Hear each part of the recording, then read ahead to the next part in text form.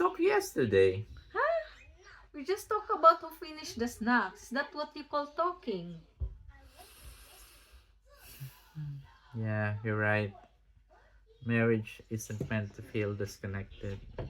Yeah, as what we have read in the Bible, what God has joined together, let no one separate.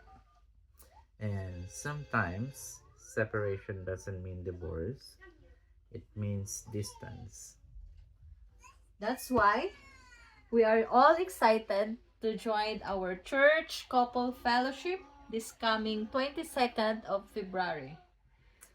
Join us as we reconnect, grow, and strengthen what God has joined together. See you! I promise to love you forever. Forever and always.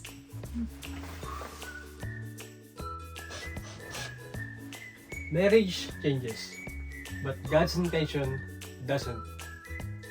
Mark 10:9 reminds us, what God has joined together, let no man separate.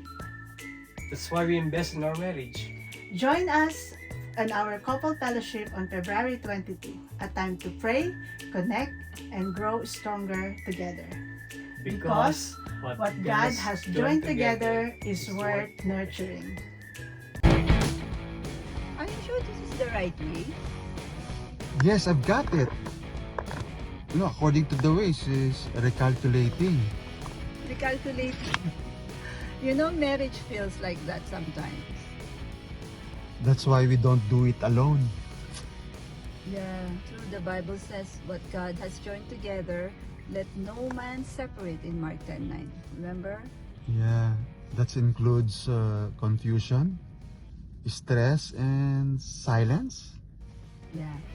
So, Join us for our church couple fellowship on February 22.